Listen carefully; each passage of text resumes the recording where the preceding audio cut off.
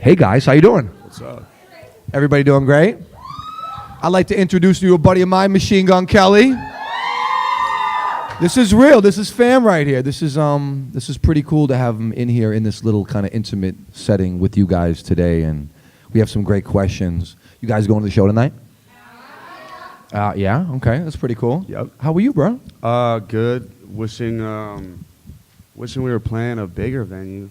It's going to be a sweat box. I know. Well, it just seems odd that we came and we would sell out like 2,000 kids for the past 3 times, and then now we're going and playing like a 1,000 cap. I'm just like, I just want to like keep pushing and getting bigger and like pushing it. But punk rock shows are cool. This is going to be something like we've been doing a lot of small intimate shows with Go when we first started and putting people in like 500-person venues.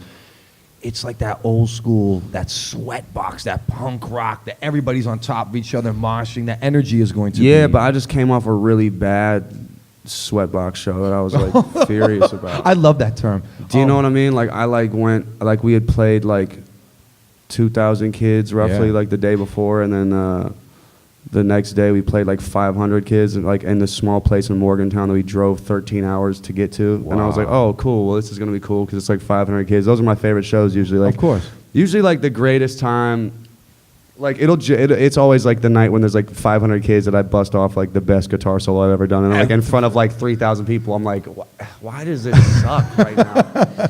But like, so we were playing, and it was honestly the first time I've ever stopped a show and looked at a crowd and verbatim said this: man, y'all suck. What? Wow. I've never once said that ever, and like the look on people's face, I couldn't believe I said it when I said I was just so in the moment and so mad because I was like, yo, we just drove 13 hours here. Yeah. Like my whole career I've spent playing places like this, right? Which is 6 to 7 years of doing that repeatedly. Yeah. Full of in between, every time you get off stage, everyone's like, oh man, you're a superstar, man. You're a superstar. And I'm like, I don't know, man. There's still like 300 kids out there, man. Right. But, and so like, it was like 6, 7 years of that. And then like this year, for some reason, like all this stuff like started exploding and like stuff started registering and all like the songwriting started making sense to people and the album did well. And like, so we go on this tour and, you know, then in the middle of this tour, like Bad Things comes out, and I was like, you know, when Bad Things was coming out, I was like, okay, cool, like I was just putting records out. Right. I didn't like expect that record to come out and like people freak out over the record. It's a good record. It's in the top 30, dude. I've never been that high in my life. Number 1 Shazamming record in Minneapolis. Yeah. Phenomenal response. Yeah. It kind of crept up. And right. I know the sound, a lot of your fans, and especially the diehard EST, they love that Till I Die sound. And so when you hear something like this, I wonder how it's going to react. And it really even cooler is. Because the girls are like, all right, yeah, it's tight getting like super beat up and sweaty for an hour, but it's nice when you give us like 3 minutes to like talk to us. You know what I mean? So like, very nice. I think like, okay, so the record comes out, and like all of a sudden there's this big boom in the middle of the tour. Like, all of a sudden, like all these rooms that I like dreamed of like filling up, like start filling up, right? And I was like, oh, sick. And then, you know, so then we're going there like, all right, well, we have that, you know, that show tomorrow in Morgantown. There's 500 kids, whatever. Right. And like, I've played that venue twice, like sold out every time. It's usually like crazy energy. So I was like, oh, it's cool. We're gonna go there. And it's going to be even more crazy energy because people are like, oh, you literally do not have to be here performing in this venue.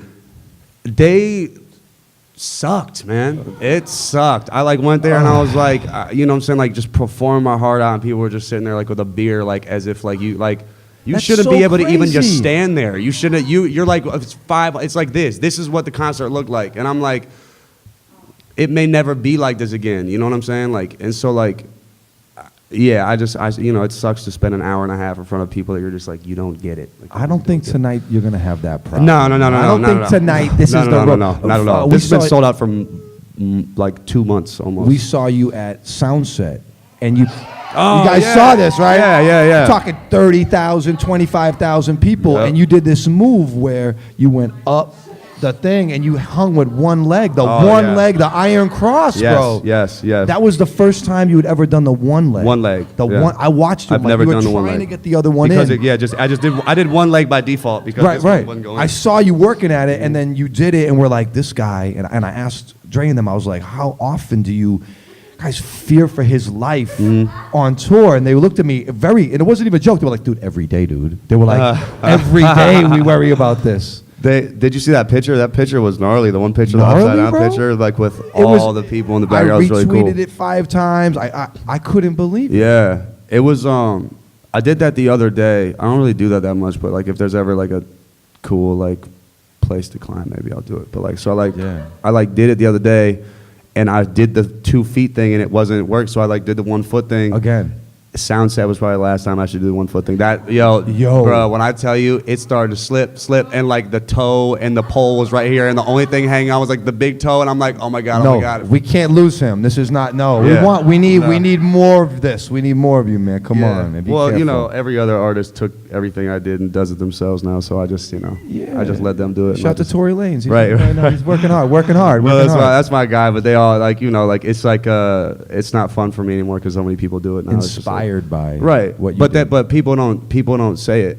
No. Say it, God damn it. Say Right. where you got it from. I learned this by watching Kells, is what they should There would be no performance arts in this hip hop culture if it was not for the energy and the presence that we brought to those festivals and those performances and those XXL showcases in the years 2010, 2011, Yes, 2012, dog. and South by Southwest. Yes. We changed the entire performance game for hip hop, for hip hop, period, with that South by Southwest run and all that stuff where I got my big break because no one had ever seen, like, if you literally look from those years prior to, excluding the Redmans and the Method Mans and the Busta Rhymes, you're going to see a bunch of people standing there with mics and just standing. Right, walking back and forth. It was never cool to lose your mind. You know what I'm saying? I want to bring this moment up. I remember in 2011, you were on tour with the MMG guys. It was like Ross and Meek Mill and Wale. Yeah. And I saw him in Baltimore, Maryland. Oh, dude, that was the craziest show ever. First Mariner Arena. Yeah. Very small, kind of like what XL is, like a smaller, big venue.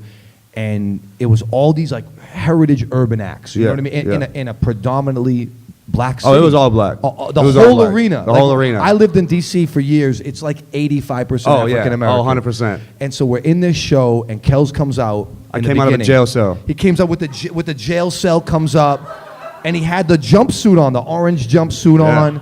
And I remember this moment, and forever, and I've been a big advocate. Karen Raitt, she knows, she's in the back. I've been a big advocate for this guy since the beginning of his career, and I remember this moment. You were performing, and then you jumped into the front of the crowd. Yep. And everybody was kind of looking at him with like an eye, like, what is this white boy doing? Like, what is this? You jumped into the crowd. You had the jail suit off and tied around your waist, like shirtless, and he stood there with the mic in front of the whole arena, and he looked everybody dead in the eyes and said, my name is Mother Effin' Machine Gun Kelly. So tight. And just looked at like this. It was kind of like I remember him like this. Because that was the first, and I'll tell you why I did that. Staring down the whole arena. I was like, this boy's gonna make it. I was like, this, and then I remember when you did Wild Boy and you were running around at D-Boys and guys, thugs like dapping you mad hard, and you literally won over the entire arena of people with your energy and your spirit. And I think that was these were the moments for you selling yourself. Not only, I mean, we can't even imagine how dated the term white rapper is at this point. You know what I mean? Like, selling yourself to the game. You're here. You're touring. It's no longer, oh, what's it like to be there? No, you've arrived and you did that. You put that work in. Yeah, it was tight. I've been doing interviews lately where like I'll meet people and it'll be like their first time meeting me and they'll be like, oh man, dude, it's just crazy. Like I just grew up watching you on TV or something like that. I'm like, what the fuck? Yeah, man. The last Really 6 cool. years, the internet, people It's are tight, watching man. this grind. I met a 12-year-old girl yesterday, right? And she has been listening to me since I was 8. And I hear stories like this and I'm always like, I don't know if I believe that, whatever. Right. Okay, my man brought her down to me.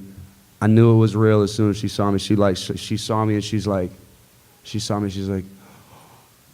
right. So I'm standing on the other end of the hallway and I'm like, Come here. So she comes over. Dude, she breaks down this whole thing. It's like the coolest thing ever, man. Like she was literally 8 years old till 12 years old, and she and listening to Machine Gun Kelly, and this was the first time that it was an all ages show, and like her parents would let her come, and so they surprised her, all this other stuff. But it was just like, I don't know, man. I'm like really stoked on. Remember I used to just be mad all the time. Yeah, I'm just like not mad anymore. You're frustrated. Yeah, I was frustrated. Yeah. Remember I was frustrated all the time? I'm not like frustrated no more. He was very frustrated when you came to Yeah. visit me in DC. You were very frustrated. I know, man, because I was just like, I was like, is it me or is it the world? Like, why does like only this many people get me? And I was like, oh no, it's just the world. It's cool. Okay, Yeah. tight. But you've been working and you've been winning people over every year, and now it's like, no, this was a really, really big year with the acting stuff that you've been doing. Have you guys seen him in the movies and on television? Yo, talk about this process. What's the most exciting part about also being an actor? Is it the creative process, filming and recording? Is it seeing yourself on the big screen? Man, I like having a schedule. You know what I'm saying? Because like I've been on the road for the past like 5 years of my life, so it's like just like rock and roll rules. You know what I mean? You just like wake up and you get high and go like go through your day like trying to be as creative as possible, and then like a lot of times too like I'm just like stuck in my bus because there's people outside the bus all the time and people don't want to like let you just chill. And so like I don't know, I just like what were we talking about? Talking about being an actor now, right. And going and record and filming the movies and that whole process. Okay, so what I was saying, I just like the schedule, right? Like just like waking up at like I've never had a normal life, you know what I'm saying? Like even when I was like in high school, it was like I was like leaving high school. I would like ditch high school and just go to work at this airbrush shop all day, where like people would come through, that would be like the audience I was trying to get, right? So I would just be down there rapping all day, writing raps, working, whatever. Right. And so, so like being like having to wake up at like 7 a.m. and like drive to work and like walk in and be like, oh, hey, Bill, hey, Tom, hey, like a job. Like a dude, job. it's tight. They're like, oh, hey, Colson, how you doing, man? See you. That's cool. And like, dude, it was cool, man. Like I never like, that was tight. You know what I'm saying? Like I would walk through and like, no one had any idea like what I did outside of work until like one day we filmed off set, and like it was like by a high school, and high school let out, and I was there and everyone was like, holy fuck, dude, going crazy. And so like all the cast members, like they all like knew I did music, but that was it. They were like, oh yeah, I think he does like music or something, like, you know what I mean? Like they had no idea. And so all of a sudden everyone was like, bruh, are you like dude, famous, man? Like, this is what? machine. Like, it's weird because they weren't on their radar. No, so I was stoked on that, man. Like, because I never got to experience like normal life. Even when I was like working at all the weird jobs I was working at, like I was never like there. Do you know what I'm saying? Like I was like washing dishes, but I would be like here. I was I'm gonna be doing radio interviews one day. That's what I was gonna ask you. Like when you were doing the whole airbrush thing, or working at Chipotle, Bed Bath & Beyond. Bed Bath & Beyond. Imagine running into another one of the weird jobs I've had. Did you see yourself? Did you think like, no, this is where I need to be? This is it.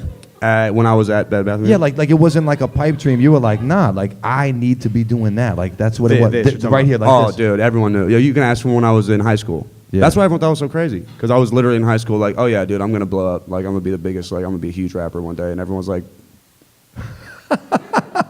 And like I used to dress cheese too. So I'm talking about... I don't blame them. I wouldn't believe me either. I was in like 5X tees, chili bowl cut. I remember. No, it's that Cleveland. I know what it is, dog. I lived out there. I'm so hip. bad. But anyway, I knew it. Everyone.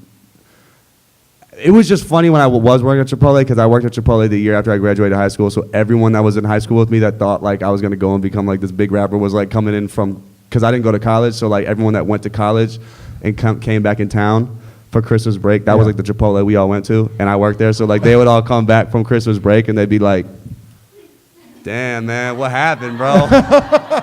Like, damn, I thought you were supposed to be, okay, cool. You're a little early. So I used to just be in there like, oh, I used to hate Christmas break, man. I used to be in there like, oh, hi, Amanda, what you want? Oh, my. Yes, I'm still rapping. Yes, I'm going to make it. Yeah, it happened. And then so I traded the manager of Chipotle an off day I heard about this. for Jay-Z tickets. In that moment, that was everything, because that off day she gave me, and those Jay-Z tickets that she They took. really wanted to go bad, I can imagine. So she took my Jay-Z tickets, and she gave me an off day. And on that off day, I spent half my rent money to go to a seminar where there was like promised to be like label executives and all that stuff like that. So I spent my half of the rent when me and Slim were living together. And I went there, and I met who ended up becoming my manager, which is Ashley. Even though at the time I thought she was like a label executive and shit, but really she was just working the event as an intern. Right. But like I saw like, I was like, I saw like a blonde white girl. I was like, oh, dude, Music industry, right there. music industry, right? Totally. yeah. And so, long story short, she ended up, she was about to graduate college with an accountant degree, and for some reason she quit it. Yeah. And rocked with me, and now we're all good. It's crazy. I lived in Cleveland last year, and that was radio, cool. it was really, really cool, and we got a chance to do some great stuff and play his music on the radio out there, but I got a chance to see and live in Cleveland. Yep. And to see what he experienced. You went to Shaker Heights? Yeah, I went to Shaker. I lived in like Beechwood. It was Tight. like right down the street, and it was to see Cleveland and to understand that city and to help me understand him even more. And you really ride for your town. Yeah. Like I get it now. Yeah. You know what I mean? Do you think the Cavs can do it again this year? Yeah, totally.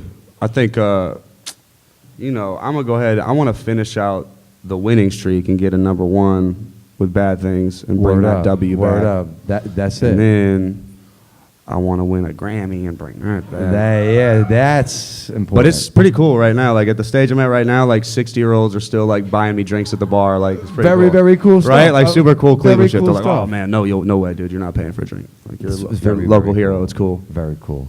I want to ask some questions Oh, dude, that I these have guys did. I have a statement. You remember last time I was in Minneapolis? Last time I was in Minneapolis, I got stuck in a freezer Wow, is it? in a club. You know club? What's up? What club? What was it? Were you there that night? You were there? Look at Crazy, Look at right? Zeke. Look at Zeke. Am I lying? No. Am I lying? No. On record, was I not locked in a club freezer? Wow. Yeah. Okay. All You right. said why? I was on a trip. Wilding out, having fun, rock star stuff. I was on a trip with no suitcases and planes or anything. Oh my! But yeah, I got locked in the freezer. I heard this about is I didn't it know was this crazy. was true. We ran around this whole town until my flight. And so let me just break it down. Got locked in the freezer.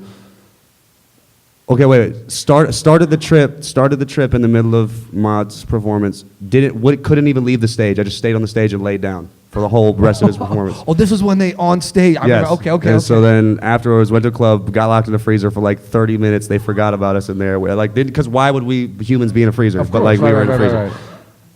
Leave the freezer, go to a middle of a street, lay in the middle of the street for like an hour, digest life, which I have this whole conversation like record on my phone. Then go to a friend of Maud's apartment where there's like a toad, like a toad statue, like a servant toad statue that I was obsessed with for hours. Then randomly went to some girl's hotel that was a friend of his who convinced us that it was free. What does Wendy's give out? Frosties? Frosties, yeah, it was free Frosties. It was free. You know about that? Yeah. Yes, that's what I'm saying. So apparently that day was free Frosty day. So like, I end up being like, so Ma I think like passes out, or he went somewhere else. I don't know where he went, but I had to catch a flight, and so like on the way to the airport, I made this girl who I just met, by the way, take me to 3 different Wendy's locations because I was promised a free Frosty. You know what I mean? And I could have just purchased the $1.29 Frosty, but I wanted the concept of the free Frosty. And that was my last time I was in Minneapolis, so here I am. So tonight should be eventful, really fun. You know what I mean? I have some questions that these guys asked, and we can go around the room real quick and ask a couple of questions. Right? You guys want that? I can ask you. Okay, yeah. All right. So Danny from Fridley said, "Are you single?" Yeah. I got my heart broken. Okay. We're moving on. Okay. That's fine. You'll hear about it on the album. That's cool. All right. I think it's Jayla from Ramsey. Tight. What's your spirit animal? Probably like a honey badger, for real. Yeah, Yeah, no. Don't let the tough guy. This is a nice guy. A honey badger. I don't know. think honey badgers are pretty gnarly, aren't they? Like I feel like when I say honey badger, I'm thinking like Winnie the Pooh or something. No, not Winnie. I think honey he's a badger, nice guy. He's I not think that honey nice. badger's like. Oh, okay. So the honey badger, perfect. There we go. If you doing music right now, what do you think you'd be doing? This is from Destiny. I would probably join Ocean's 11 and rob rich people for art. Yeah, that's dope. That's dope. I asked you the Cavs question already. Out of all the projects and albums you put out, what was the most fun? Oh, fun. Man, I was mad during all of them things, man. Yeah, right? Probably album 3, man. This is the first time we actually had fun. Everything Yeah. else was always like, Kells is tripping again, man. Yeah. Kells is mad again, man. I don't know, man. We'll see what Good happens. to see you happy now. Yeah. This album, this new album. This is the first album I've done happy. It's dope. tight. It's dope. Anybody out there in the game that you want to collab with? Who do you want to work with next? Anybody? Man, people are weirdos, man. We were talking about that in People the other are room. weirdos, dude. I meet so many people that I just wait till I meet cool ones. Like, so I'm gonna just wait. I'm not gonna say any names anymore because every time I say a name and I meet them, I'm always like, just be cool, and you're not. Yeah. How's Chief Keef? Chief Keef was awesome. You know why? Because he was like exactly what you think he's gonna be. As weird as you think it'd be. Yes, he is as weird as you think he is. He is like, he wakes up at 5 p.m. He works when he wants to work. He's nuts. He's nuts, That's which what I is figured. great. Which is like, you know, it's like if people come around me for 48 hours, you're going to see like the gnarliest mood swings of your life. You know what I'm saying? So it's like, Right. you get what you. I always say that. Like when people meet me and I'm in like an ornery mood or something, I'm always like, this is the coolest part of MGK you could get. Like you could get the hey, how you doing, but the tight, you're getting the cool exclusive look at The me real- about to choke you. Yeah. Yeah, because you're being real. Like Yeah. So it was tight that Chief Keef was like. a complete whack job. Yo, so we're like in the studio doing Young Man. Then puts the headphone, or the engineer puts like, there's like an engineer there. I ended up engineering the whole session. The engineer like got scared and went and sat on the couch for the whole time. Wow. But like, so the first thing engineer does, he picks up the headphones. Cause I noticed, I'm like, the headphones aren't working. Like only one ear is working on the headphones. And so like, you know, so like the engineer puts the headphones on and he's like, yeah, he's like, hey, Chief Keef, like, the headphone, whatever. He's like, and so he's like skateboarding on this electrical thing. He's like, man, I know what the fuck. I know the headphones are broke. Like I keep running over the cord with my skateboard. Like I don't care. so it's like tight. So anyway, he ends up just like sending the dude the timeout. Dude ends up going to the couch. Sit him down? Swear to God. So I'm like, all right, like. I got us. Don't worry. I'll run the engineer Pro it. Tools. I engineer it. So we're about to go. About to press record. Chief keeps the mic. He goes. So like, so what you want me to do? I'm like, it's time. It's time. The time's now. Time to perform. Yeah. Like so. Like, so he's like, come rock with me. Come rock with me. And so I walk in the booth. It's like he has his house is all paintings of him shooting people. No. Like as Scarface. No. It's Like yeah. oil paintings? Like paint like Bruh, like take this right here, do that. Now fill that with a nice clean picture of Sosa with a machine gun and blood splattering from the bottom left corner. oh my God. It's awesome. Amazing. That's awesome. cool. I always want to ask you that because you have the record. I'm like, is this really? Is he really? Oh, he's yeah. I think And like it's so funny because he goes, it was just so many stories from that night, man. I could just sit like I remember when we both needed weed, so we both ordered like, you know what I'm saying, like got big ass chunks of weed, and then he was rolling up. This boy was like, yo, let me roll something up. He's like 20. It's 20. I was like, you sell weed to your own? Like, to your people? Yo, you're nuts, man. Yeah, he's nuts. He's nuts, and I love it because I'm, you know what I'm saying, like I love like that's cool. Like I'm actually down with that. Right. You know what I'm saying? Honesty and the craziness. Yeah, the honesty and the craziness. Like, you know what I'm saying? Like, I grew up around crazy people. me too. I So feel like don't he's you think one- it's weird? Don't you Right. think? I think it's weird when I meet like a super hardcore dude who's like, yeah, I'm vegan and I can't be around and this all Yeah, these nah, and I'm nah, always nah. like, huh? What is this? We need more Chief Keef. That was what we need. But Chief Keef is the real deal, Yo, that's really good to hear. and everyone calls him Sosa, so we just got to call him Sosa. Okay.